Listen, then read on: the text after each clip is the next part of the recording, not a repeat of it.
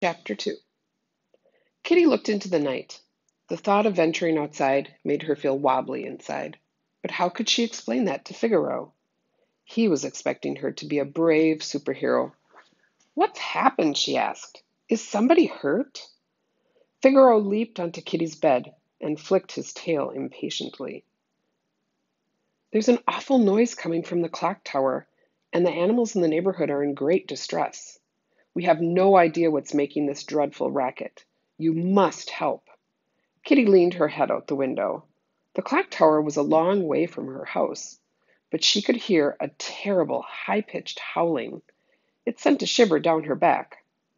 "The clock tower is very tall, and the walls are too slippery for any of us to climb. There's panic out on the rooftops tonight, and we need your help." Kitty's stomach lurched. The noise could be anything. Did she really want to go and find out? Figaro leaped neatly off the bed. He placed his paw on her knee, his face solemn. "Please, Kitty, we need you." Kitty gulped. She wanted to help, and there was also a tiny part of her that wanted to see what it was like to have an adventure. She took a deep breath. "I'll go to the clock tower if you help me find the way." Figaro's whiskers perked up. "Thank you, Kitty.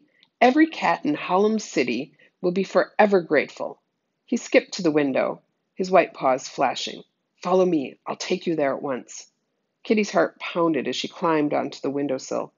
Clouds moved to hide the bright full moon, and the darkness thickened. For a second, Kitty nearly turned back inside. Then she took a deep breath and clambered through the window. She scrambled up from the windowsill and balanced on the roof, her heart racing.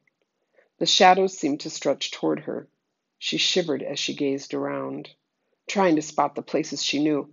There on the corner was Mr. Harvey's shop with all the cards and magazines in the window.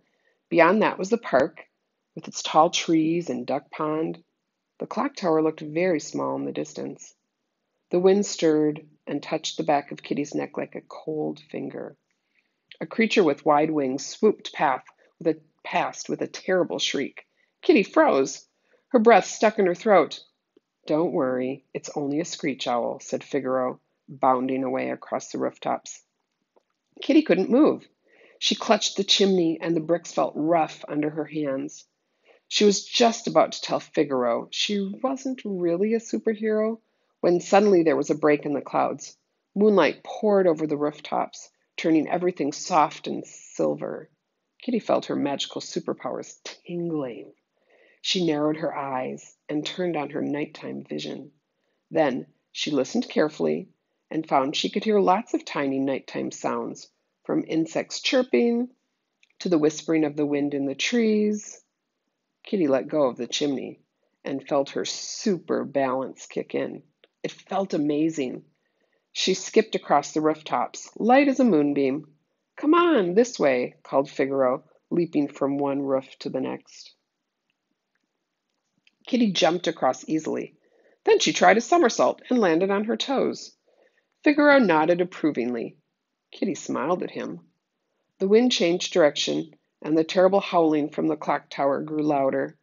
Figaro shook his head. "It's getting worse. We have to hurry." They ran along the next rooftop. Then Figaro stopped suddenly, scratching his ear. "This is no good. That's much too far to jump," he said. Kitty crept onto a narrow ledge. "I think I can see a way across." She climbed up the gutter and ran past a row of chimneys. A strange shape moved on the opposite roof. Kitty swallowed. It looked like a monster with two heads. "It's just a shadow," she told herself. "Remember, you're braver than you think." When she looked again, she realized it was only the shadow of an oddly shaped tree. She bent her knees and got ready to jump to the opposite roof. "Help me!" called a little voice. "Somebody please help me!" Kitty zoomed in on the sound with her super hearing. "Wait, Figaro! Someone's in trouble! I think it's coming from the park." She clambered down the drain pipe and ran to the park entrance.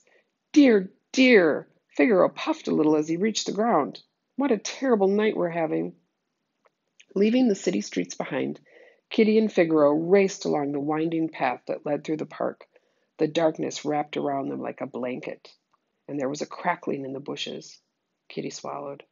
It was dark so far away from the streetlights and the houses.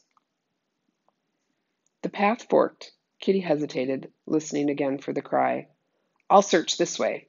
Figaro waved a paw before disappearing in the direction of the pond.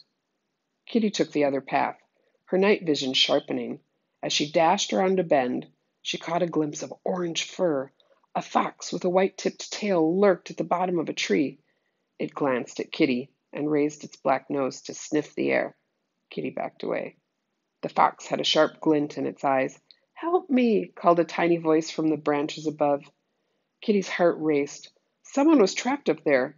She ran forward, and the fox dashed away, its tail flashing in the moonlight. Kitty peered up into the dark web of leaves. It's all right. I've come to help you.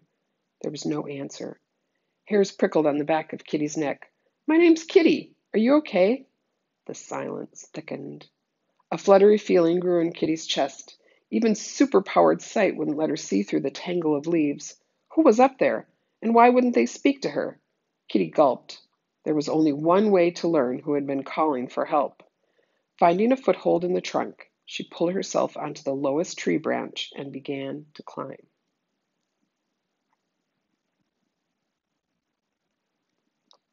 Chapter 3.